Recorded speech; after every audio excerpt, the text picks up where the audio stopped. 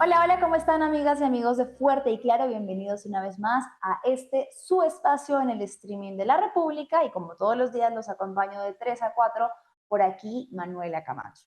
Hoy vamos a hablar sobre una historia que parece repetirse, aquella en la que entre comunicados confusos y tratar de esquivar la responsabilidad, el ejército pretende hacerse de la vista gorda, con lo que al parecer todo empieza a apuntar ha sido un asesinato extrajudicial a 5 jóvenes que habían sido acusados de estar relacionados con narcotráfico, cuando sus familias y la evidencia que empieza a arrojar la fiscalía señala que no tendrían nada que ver con el delito. Una serie de irregularidades, de inconsistencias en los relatos que han sido cambiados en los últimos días y el mismo discurso de siempre, el terruqueo, para poder justificar lo que ya reitero es a todas luces un exceso y está siendo de hecho procesado como un asesinato. Pero bueno, antes de pasar a ese tema que vamos a tener en la segunda mitad del programa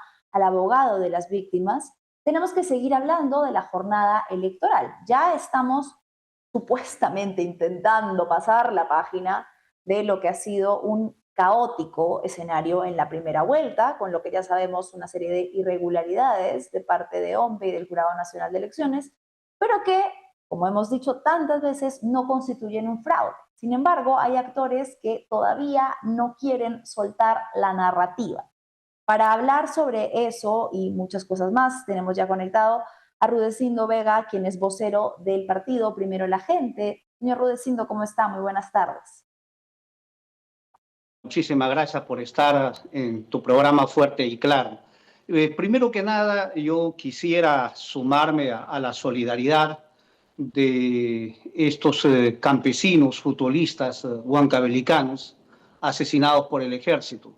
Creo que deberían de existir más ciudadanos que debemos exigir el esclarecimiento de este asesinato, porque es un asesinato extrajudicial y que ojalá las autoridades puedan identificar y sancionar a los culpables. Los peruanos no tenemos que quedarnos callados ante salvajadas de este tipo, porque es una salvajada lo que ha ocurrido en Huancavelica. Entrando al tema ya de la pregunta, sí, mira, soy de las personas que desde que Transparencia publicó los resultados de su conteo rápido el lunes 13, señaló que los resultados de la OMPE, conforme se vayan procesando, se van a parecer a los resultados del conteo rápido de Transparencia y que, por lo tanto, los dos que pasan a la segunda vuelta, más allá de cuestionamientos y que hayan marchas o no, son Keiko Fujimori y Roberto Sánchez. Eso la foto se ha ido cada vez más conociendo, así va a ocurrir, eso es lo que se va a confirmar, pero lamentablemente con esos resultados, estos dos candidatos que pasan a la segunda vuelta entran con unas elecciones manchadas, pero entran con unas elecciones manchadas por los propios organismos electorales. O sea, acá no es que hayan algunos partidos, algunos candidatos que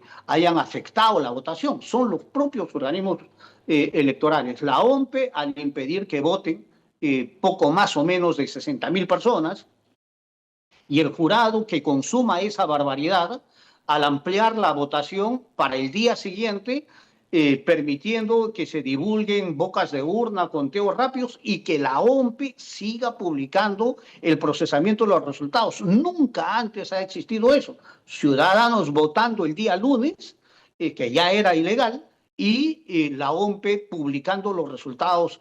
Entonces, eso, mira, lo que ha hecho la OMPE es una barbaridad y es una irregularidad grande. Y lo que ha hecho el jurado es otra barbaridad que acá sí linda con el fraude, porque está influyendo en la votación misma, ¿no? Entonces, hoy tenemos elecciones cuestionadas por irregularidades de los organismos electorales. La OMPE posiblemente ha cometido actos de corrupción que ha permitido que existan estos delitos electorales.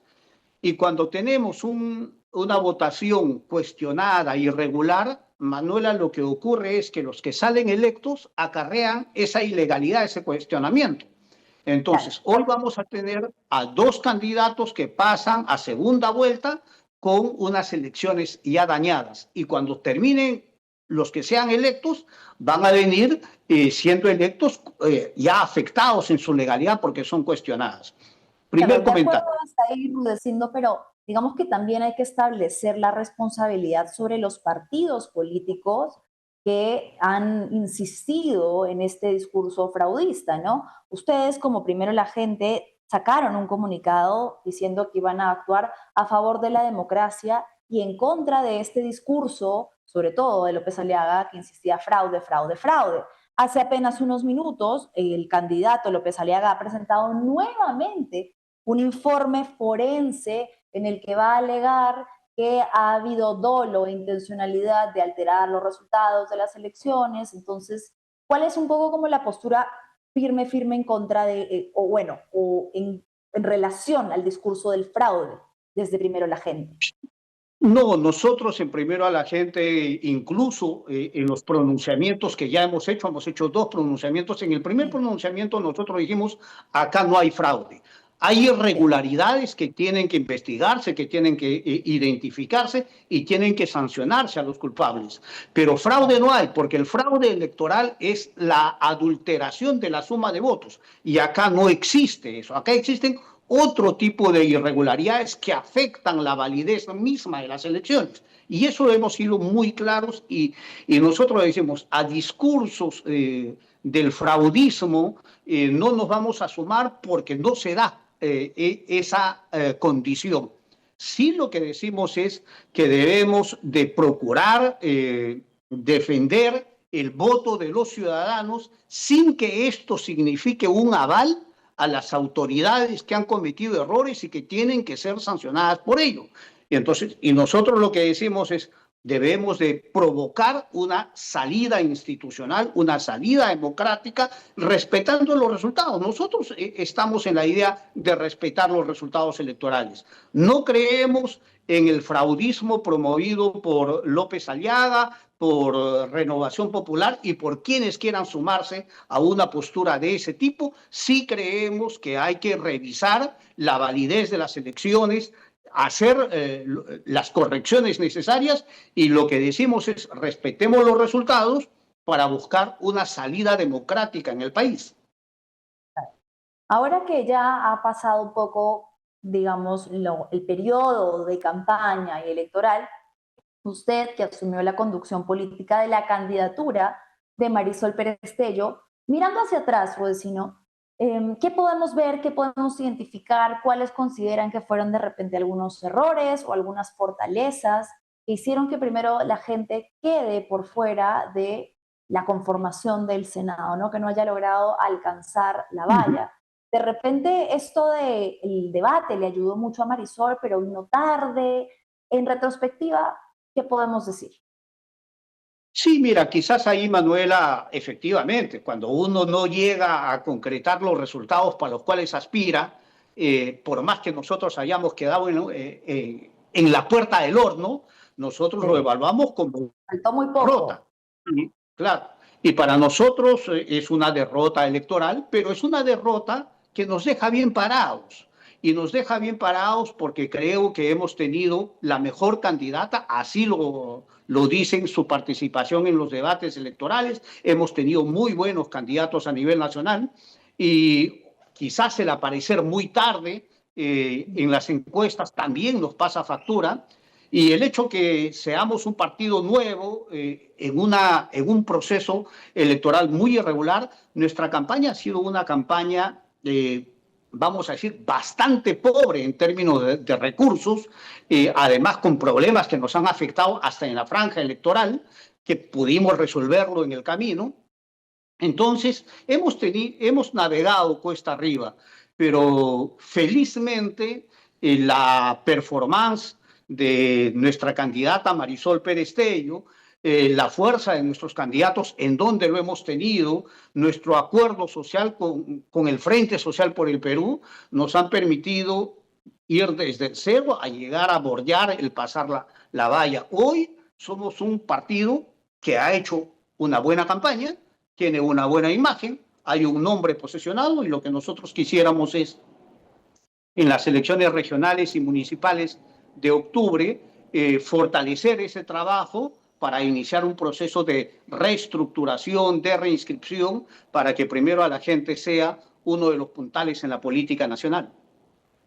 Tengo entendido que usted sería la figura que se lanzaría a la alcaldía para estas elecciones que menciona por primero la gente.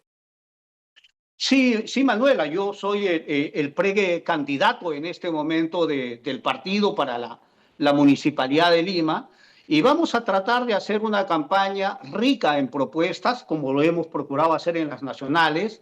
Vamos a tratar de recuperar la ciudad, de recuperar la confianza. Nuestros ejes van a ser fundamentalmente llegar a la vida cotidiana de la gente y hacer que los vecinos participen en la municipalidad. Nosotros decimos algo clave. ¿Por qué se ha alejado al vecino de la gestión municipal o de la gestión regional? En realidad se lo aleja para que no estén cerca y no vean el grado de corrupción que existe en las instituciones municipales y regionales. O sea, se lo saca al vecino de la gestión, no hay participación ciudadana ni participación vecinal, porque de esa manera los funcionarios se sienten menos vigilados y libres para cometer los actos de corrupción. Nosotros decimos, vamos a recuperar la participación del vecino, vamos a tratar de enfrentar con términos muy concretos el tema de la inseguridad ciudadana. Cuando los vecinos están organizados, participan también enfrentando el crimen. Y nosotros creemos que este elemento, por ejemplo, lo han sacado. Ahora lo dejan a los serenos, lo dejan a los policías, los serenos a veces se coluden con los delincuentes y entonces terminamos peor. Nosotros creemos que con un grado de participación ciudadana podemos mejorar la inseguridad ciudadana, podemos mejorar el tema del transporte, como también vamos a tratar de hacer un programa que vaya y apoye a las ollas comunes, a los comedores populares, sin utilizarlos, sin manipularlos, sin manosearlos, así como en la época de Barrantes se creó el Comité de Vaso de Leche, nosotros queremos crear un programa municipal que atienda directamente a las ollas comunes y a los comedores populares, respetando su autonomía e independencia. Lima fue una ciudad que eligió a un candidato que le prometió ser potencia mundial. Me refiero, por supuesto, a Rafael López Aliaga, quien además abandonó en la mitad de el trayecto que tenía que completar para lanzarse a la presidencia. Una ciudad que ha tenido problemas en infraestructura vial, con la mal llamada Vía Expresa Sur, que ha tenido una serie de accidentes que se han cobrado ya la vida de ciudadanos y ciudadanas, un tema del endeudamiento municipal, el tema de la promesa de los trenes de transporte para mejorar el problema del transporte público y sobre todo en materia de inseguridad ciudadana. ¿Cuál es su lectura como futuro candidato a la alcaldía de lo que nos ha dejado Rafael López Aliaga a la capital? Mira, Rafael López Aliaga, Manuela, nos ofreció, como tú bien lo señalas, llevar a Lima al grado de potencia mundial. Pero con su gestión y la de su sucesor, lo que nos está dejando es como un desastre mundial. Y lo que nosotros tenemos que hacer es esa ciudad de Lima convertida en un desastre, tratar de recuperarla, pero tratar de recuperarla para los vecinos. Nosotros no nos vamos a poner otro concepto y otra meta que el municipio brinde servicios directamente a los vecinos y que la gestión municipal sea con participación vecinal. Nosotros vamos a procurar hacer una gestión con programas municipales, no con rollos teóricos, no con grandes planes que en el papel pueden ser muy bonitos, pero que cuando se los quiere aterrizar no funcionan. Vamos a crear programas municipales que nos permitan llegar a la vida cotidiana de los ciudadanos. Te decía, por ejemplo, este programa municipal con las ollas comunes y los comedores populares. Te estaba hablando de participación vecinal para promover la seguridad ciudadana que ha sido abandonada, para promover mejoras en el transporte. Pero también, por ejemplo, te diría, tenemos diseñado un programa municipal de recreación, que es una de las funciones del municipio para los jóvenes y para los ciudadanos. Queremos crear un programa municipal de interbarrios en fútbol, en vóley, en básquet, en ajedrez, para promover que los jóvenes participen en todos los campos zonales de las municipalidades. Queremos promover un programa municipal que nos permita a los provincianos que hemos llegado de distritos, de provincias, de los departamentos del interior del país, comprometernos también con la cultura de nuestros pueblos. Lima es una megalópolis provinciana. Lima Norte es una metrópoli en el norte, Lima Este es una metrópoli en el este, Lima Sur es una metrópoli en el sur. Estas metrópolis juntas lo convierten en una megalópolis, pero es una megalópolis provinciana. Lima está hecho de provincianos y lo que nosotros queremos hacer es esa Lima provinciana ponerla culturalmente como identidad y como servicio a los ciudadanos. Vamos a trabajar con los clubes departamentales, con los clubes provinciales, con los clubes distritales, con la finalidad de que esta Lima provinciana no se avergüence de sus provincias, mire al interior del país, pero sobre todo no se avergüence de sus ciudadanos, ni de sus carencias, ni de sus pobrezas, sino que lo podamos enfrentar conjuntamente.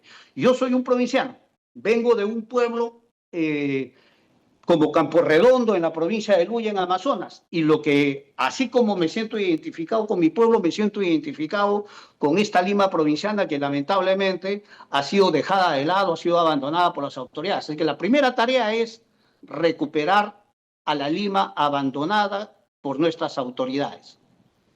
Bien, bien, Rudecindo. Se viene una segunda vuelta compleja, con un escenario que parece un déjà vu de la polarización de lo que vivimos en el 2021, que ya empieza a sacar a flote lo peor de la campaña, ¿no? El racismo, el clasismo, la discriminación, incluso la intención de anular los votos de un grupo poblacional. Ahí, en ese escenario, primero la gente va a tener que tomar decisiones, porque obviamente ya se empieza a hablar sobre cuáles van a ser estas coaliciones que se van a armar, a quién podría respaldar, no solo Marisol Perestello, sino el partido que va a tener que probablemente decirle a sus votantes, o a tener que tener una postura hacia las personas que confiaron en ustedes para esta primera vuelta, hacia dónde dirigir el voto en una segunda vuelta. Marisol ha sido muy enfática en su campaña en contra de Keiko Fujimori. De hecho, uno de los errores que más le sacaron en cara constantemente fue el haberla respaldado en las elecciones pasadas. ¿Ustedes ya han tenido conversaciones a la interna del partido sobre cómo van a posicionarse con miras a esta segunda vuelta? ¿Si van a darle o no su respaldo a alguno de los candidatos? Sí, sí, Manuela, el partido viene en un proceso de evaluación y de reflexión muy clara, evaluando lo que ha sido nuestra participación en la primera vuelta y discutiendo de cuál va a ser nuestra posición para la segunda vuelta de las elecciones. Lo que sí puedo decirte, en el cual tenemos unanimidad de pareceres, es que no vamos a brindar un apoyo a favor de Keiko.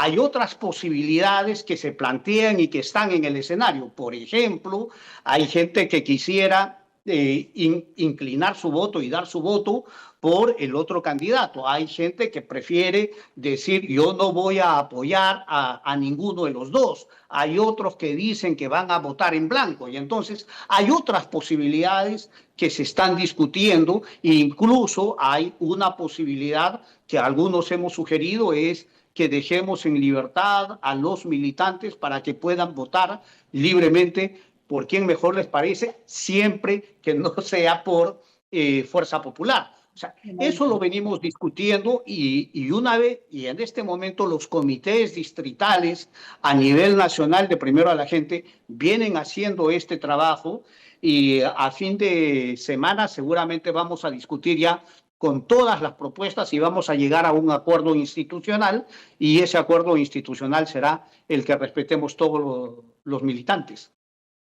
Claro, entonces de lo que entiendo, hay acuerdos en cuanto a que no van a respaldar la candidatura fujimorista, pero tampoco están del todo unánimes en cuanto a dar un endoso hacia Roberto Sánchez. Así es, así es. Y eso es lo que se va a discutir y seguramente tomaremos el acuerdo el fin de semana y eso será con lo que entremos institucionalmente en esta segunda vuelta. Claro, porque se hablaba ya de una coalición, ¿no es así? Ustedes han tenido unas reuniones a la interna, se han aliado con algunos partidos como Ahora Nación. Tengo entendido que el Buen Gobierno fue el partido que no quiso participar de esta coalición, ¿verdad? Pero han habido ahí, Manuela, conversaciones, sí, pero no hay acuerdos, ¿no?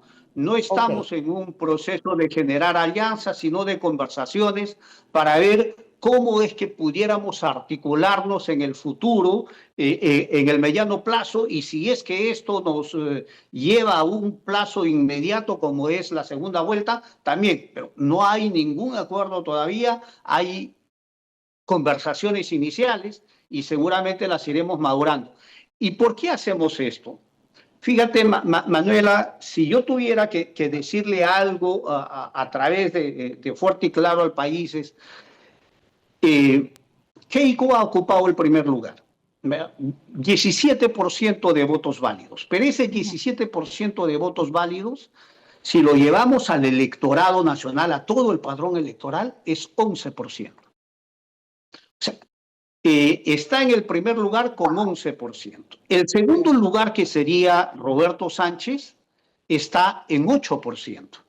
Con eso, ¿qué es lo que quiero decir? Lo que quiero decir es que el 89% no ha votado por Keiko y el 92% no ha votado por Roberto Sánchez. O sea, vamos a decir, son minorías.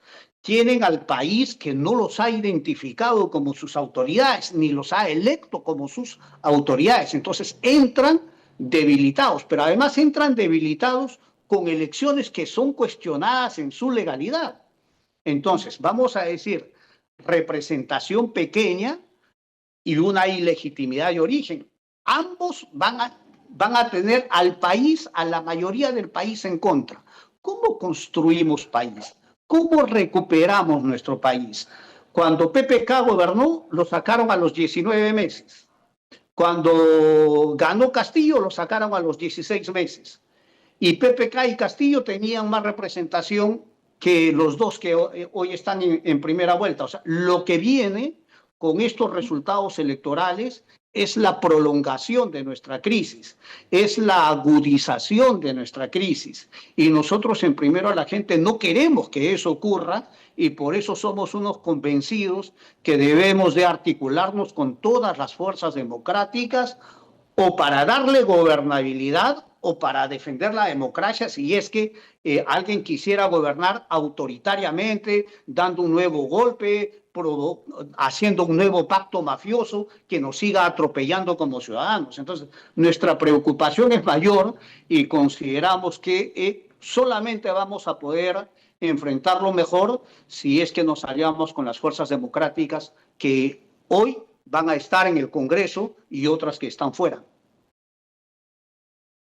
Bien, Rudecindo. ¿Hay intenciones entonces de consolidar a Primero la Gente con miras hacia futuros procesos electorales, ¿no? Para eso te quería preguntar cuáles son las medidas que han tomado, por ejemplo, con respecto a todos estos temas que hubo con el señor Miguel del Castillo, con el tema de las firmas que eran fantasmas. ¿Qué medidas se han tomado a la interna del partido para garantizarle a la ciudadanía confianza y credibilidad cuando desde afuera se ve que hay problemas incluso a la interna? Sí, mira, a ver, en el tema de las firmas falsas, en realidad esto fue una noticia que se vendió como un escándalo en el país, pero que cuando el propio jurado comenzó a identificar la enorme cantidad de firmas falsas que terminaron siendo 32. 32, 33 firmas que están en su trámite de esclarecimiento. O sea, vamos a decir, Pero igual, ahí ¿no? O las sea, no propias... debería ser ninguna. Claro, no debería ser ninguno, pero lo que quiero decirte, porque no son miles, como lo dijeron, son 32 y 32 pueden deberse a equivocación, pero igual hay que esclarecerlos y nosotros ahí estamos, vamos a decir, desde ese punto de vista tranquilos. En el caso de Miguel del Castillo, el partido se pronunció inmediatamente, provocó la renuncia, aceptó la renuncia, está de licencia y está sometido a un proceso disciplinario, porque acá no se trata de que alguien dice te expulso y te expulso, no, hay que respetar los procedimientos y la legalidad. Entonces ahí hay un procedimiento interno que se está cumpliendo, que va a la expulsión, pero en este caso ya con un proceso de renovación, de inscripción, de reorganización, seguramente vamos a ser muchísimo más cuidadosos y vamos a corregir los errores para que no nos pasen factura más adelante. Bien, bien, Rudecindo, ha sido muy interesante tenerte aquí, tener la postura de primero la gente. Para finalizar, entonces, ¿habría intención de reunirse con alguno de los partidos políticos si es que el señor Roberto Sánchez, por ejemplo, quisiera hacerlo? O la señora Keiko Fujimori, si ella quisiera, ¿habría disposición o sería una negativa? Mira, nosotros como disposición a dialogar y a conversar lo tenemos, pero también vamos a ser Ok, muy claros, cuando conversemos vamos a ser muy claros, nosotros no le vamos a dar el apoyo a usted, porque nuestra posición es esta, o sea, podemos conversar sabiendo nuestras posiciones y respetando nuestras posiciones. Conversar no hay que negarnos con ninguno, porque lo más importante no solamente es escucharlo al otro, sino hacer que ellos escuchen nuestra propuesta. Nosotros tenemos un mensaje claro de no con el fujimorismo, y si tenemos que ir a conversar con el fujimorismo y decirlo no con ustedes, pues le diremos cuáles son nuestras razones de por qué no y cuál es nuestra agenda. Igual con el otro candidato, una vez que tengamos claro nuestra posición, le diremos y le diremos, esta es nuestra agenda, esto es nuestra manera de pensar, y se lo decimos a usted a pesar que no vayamos juntos, ¿no? La idea es que no vamos a ser mudos, no nos vamos a quedar callados, vamos a decir nuestra posición al país, a los candidatos y a las organizaciones que participan. bien, muchísimas gracias. Ha sido Rudecindo Vega, vocero de Primero la Gente, a quien agradecemos este espacio. Y bueno, estaremos entonces atentos para lo que se viene. Todavía queda una segunda vuelta en la que hay un grueso de votantes de Primero la Gente que va a tener que decidir, y creo que para eso la posición del partido va a ser muy importante. Y con miras después entonces a las elecciones municipales, entonces también lo entrevistaremos, espero tenga un espacio para conocer sus propuestas por Lima. No, yo encantado, Manuela, encantado de estar en Fuerte y Claro y seguramente vamos a seguir conversando. Muy amable. Muchas gracias.